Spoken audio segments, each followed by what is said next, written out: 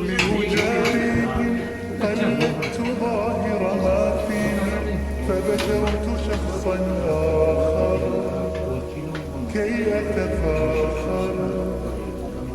وظننت أنا أني بذلك حزت غنى فوجدت أني خاسر فتلك مظاهر لا نحتاج المال كي نزداد جمالا جوهرنا هنا في القلب تلالانا لا نرضي الناس بما لا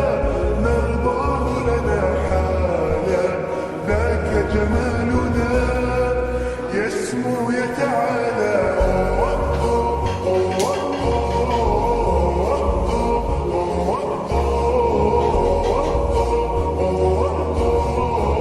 كن أنت تزداد